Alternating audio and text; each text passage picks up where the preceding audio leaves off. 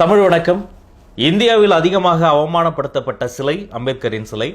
உங்களுக்கு அவரை பிடிக்கலாம், பிடிக்காம இருக்கலாம். அவருடைய சாதியில் நீங்கள் பிறந்துட்டதாலேயே அவரை நீங்கள் கொண்டாடலாம். உங்கள் சாதியில் அவர் பிறக்கலைங்கிறதுக்காக அவரை நீங்கள் வெறுக்கலாம். ஆனால் நீங்கள் யாராக இருந்தாலும் ப்ளீஸ் இந்த வீடியோவை முழுமையாக பாருங்கள். உங்களுக்கு தெரிஞ்ச ஒரு ஃபேமிலிங்க ரொம்ப கஷ்டத்தில் இருக்காங்க. சரியான சுகாதார வசதி கூட கிடையாது. அடுத்தடுத்து பிறந்த 8 குழந்தைகள் செத்து போறாங்க. அந்த குழந்தைகளை பிறந்த அந்த குடும்பத்தில் பிறந்த 14வது குழந்தை வளரும் போது அவங்க அம்மாவும் செத்து போயிடுறாங்க. வேற ஊருக்கு வந்து ஆசையா படிக்கலான்னு அந்த பள்ளிக்கூடம் போனா பள்ளிக்கூட வாசல்லே நிறுத்திடுறாங்க. நீ உட்கார்ந்தா இந்த இடம் தீட்டாயிடும், துரத்திடுறாங்க. இப்ப உங்களை அவமானப்படுத்துறாங்க. உங்க ஆபீஸ்ல நீங்க வேலையை விட்டுருவீங்க. ஒரு பொருள் வாங்க கடைக்கு போறீங்க, அங்க உங்களை மட்டம் தட்டுறாங்க. அடுத்த முறை அந்த கடைக்கே நீங்க போக மாட்டீங்க. ஆனால் அந்த மாணவன் அடுத்த நாள் அந்த பள்ளிக்கூட வாசலில் நிற்கிறார். அவர் கையில் ஒரு கையில் புத்தகப்பை, இன்னொரு கையில் கோணிப்பை. தன் மீது வந்த எல்லா சாதிய அவமானங்களையும் சகித்து கொண்டு படித்து வாழ்க்கையில் முன்னேறினார் அம்பேத்கர். ஒரு மெழுகுவத்தி அணைவதற்கு முன்பு இன்னொரு மெழுகுவத்தி ஏற்றுவதை போல தனக்கு வந்த சிறு சிறு உதவிகள் அனைத்தையும் பயன்படுத்திய வெளிநாடுக்கு சென்ற பாரிஸ்டர் ஆகி பொருளாதாரத்தில் PhD பண்ணி பொலிட்டிக்கல் சயின்ஸ் படித்து மிகப்பெரிய படிப்பையெல்லாம் படித்து முடித்து இந்தியா திரும்பி பரோடா அரண்மனையில ராணுவ செயலாளராக கம்பீரமா உட்கார்றார். அவர் தாகம்னு கேட்டா அவருடைய PA தண்ணியை தொட்டு தர மாட்டாங்க. PA மட்டும் கிடையாது, அரண்மனையில இருந்த ஆயிரக்கணக்கான எம்ப்ளாயும் தண்ணி அவருக்கு தொட்டு தர மாட்டாங்க. வாழ்நாளெல்லாம் படிச்சு பெரிய பதவி வாங்கி பெரிய சம்பளம் வாங்க முடிந்த அவரால் சக மனிதனின் மரியாதையை வாங்க முடியலையேன்னு வெந்து அழுது அந்த வேலையை விட்டு வெளில வந்து அவர் பிறந்த மாவட்டத்தில் இருக்கக்கூடிய சவுதார் குளத்துல எல்லாரும் இறங்கி தண்ணி குடிக்கணும்னு ஒரு கேஸ் போறாரு. அதுல ஜெயிக்கிறார், மேல்முறையீடு செய்யறாங்க. இன்னொரு கோர்ட்ல வாதாடி ஜெயிக்கிறார், அங்கேயும் மேல்முறையீடு செய்யறாங்க. 3 கோர்ட்டுகள்ல வாதாடி ஜெயிச்சு அந்த சவுதார் குளத்துல கையளவு தண்ணி எடுத்து குடிப்பதற்கு 10 ஆண்டு காலம் சட்ட ரீதியாக போராடி வென்ற ஒரு சாமானியர் அம்பேத்கர். மகத் சத்தியாகிரக மாநாடுன்னு ஒரு ஆயிரக்கணக்கான மக்களை கூட்டி அவங்களையெல்லாம் படிக்க சொல்லி ஒற்றுமையா இருக்க சொல்லி நல்ல விஷயங்கள்லாம் சொல்றாரு. அந்த மாநாடு முடிகிற போது அவங்க வீரேஸ்வரம் கோயிலுக்குள்ள நுழைய போறாங்கன்னு ஒரு செய்தி பரவி எல்லோரும் சேர்ந்து அந்த மக்களை போட்டு அடிக்கிறாங்க. அவரை திருப்பி அடிக்க சொல்லல.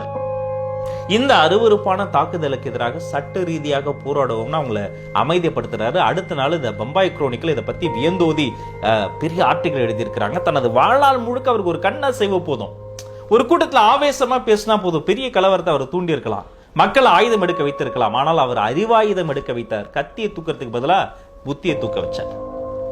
இந்தியாவுக்கு அமெரிக்க ஜனாதிபதி 2010ஆம் ஆண்டு பராக் ஒபாமா வந்து நாடாளுமன்றத்தில் பேசும்போது நாடாளுமன்ற பேச்சினுடைய முடிவில் அம்பேத்கரை கோட் பண்ணி நீங்க எங்கிருந்து வந்தாலும் அம்பேத்கர் மாதிரி ஜெயிக்கலான்ற நம்பிக்கை எனக்கு அவர் தந்ததா சொல்றார்.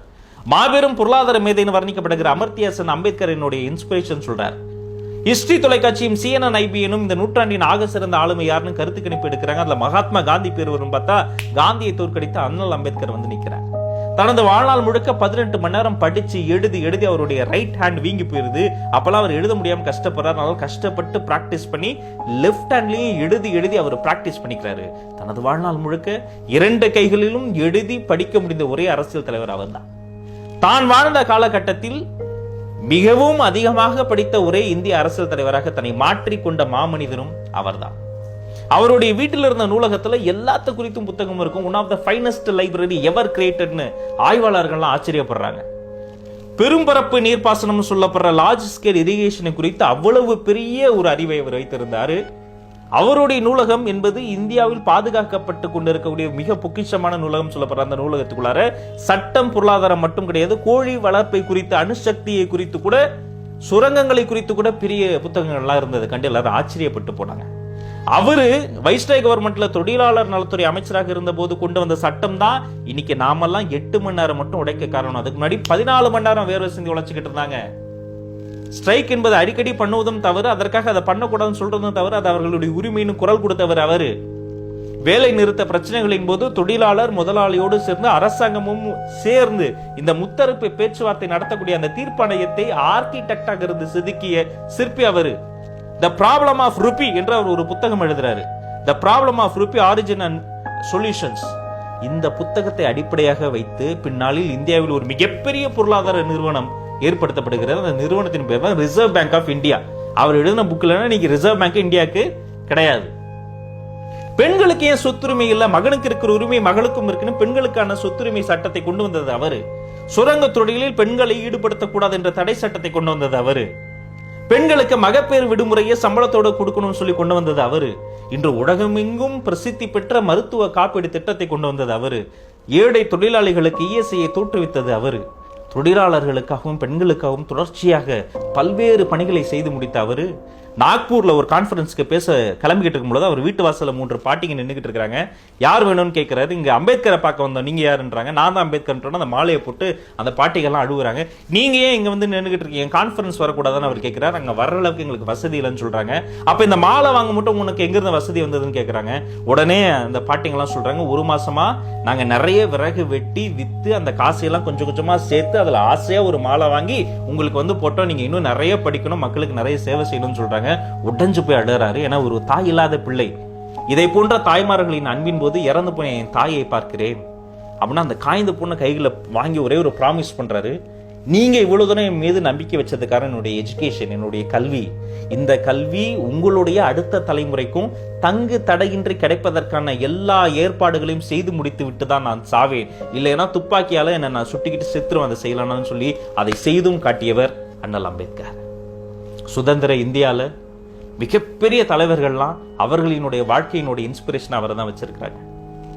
முதல் சட்டத்துறை அமைச்சரான அவர் கையில் மிகப்பெரிய பொறுப்பு படைக்கப்பட்டு ஒரு குழு ஏற்படுத்தப்பட்டு 7 பேர் அந்த குழுவில் இருந்தாங்க. அந்த 7 பேர் வேலையும் தனியாளாக செய்து முடித்தவர் அவர். இது அவர் சொல்லல, அந்த 7 பேரில் ஒருவராக இருந்த டிடி கிருஷ்ணமாச்சாரி சொல்றாரு, இங்க எல்லோரு வேலையும் சேர்த்து அம்பேத்கரை செய்து முடித்தார்னு. ஒரு நவம்பர் மாதம் தொடர்ச்சியாக வேலை பார்த்து நரம்பு மண்டலம் பாதிக்கப்பட்டு கண் குறைபாடு ஏற்பட்டு டயபெட்டிஸ் சிவியர் ஆகி தனது வாழ்நாள்ல 2 வருஷம் 11 மாசம் 11 நாட்கள் இடைவிடாது எழுதி முடித்த ஒரு நாடாளுமன்றத்தினுடைய வாசல்ல அவர் வந்து நிற்கிறார். இப்போது அவர் கையில் புத்தக பையும் இல்லை, கோணி பையும் இல்லை, மாறாக உலகத்திலேயே அதிகமான பக்கங்கள் கொண்ட 300க்கும் அதிகமான பிரிவுகள் கொண்ட 7000த்திற்கும் அதிகமான திருத்தங்கள் சார்ந்த பதில்களை கொண்ட மாபெரும் ஆவணமான இந்திய அரசியல் அமைப்பு சட்ட புத்தகம் இருக்கிறது. எங்க இருந்து ஸ்டார்ட் பண்ணி எங்க வந்திருக்கிறாரு. இன்னைக்கு படிக்கிற நிறைய பசங்க எனக்கு கம்ப்யூட்டர்ல, என்கிட்ட காசு இல்லை, என்கிட்ட லேப் இல்லை, எனக்கு டியூஷன் போக வசதி இல்லைன்னு புலம்புறாங்க. அவர் படிக்கும்போது அவருக்கான மரியாதையே இல்லை, அவருக்கான வாழ்க்கையே இல்லை. ஆனா அவர் அதையெல்லாம் தாண்டி தனது வாழ்நாள் முழுக்க ஒரு விஷயத்துக்காக முதலீடு செய்து அதை ஒரு புத்தகமா மாற்றி அந்த நாடாளுமன்ற வாசல்ல நிற்கிறாரு. அப்படிப்பட்ட ஒரு மா மனிதனினுடைய சிலை உங்கள் கண் முன்னால் தோன்றினால் நீங்க அதை உடைப்பீங்களா, இல்ல கையெடுத்து கும்பிடுவீங்களா? நீங்களே முடிவு செய்யுங்க.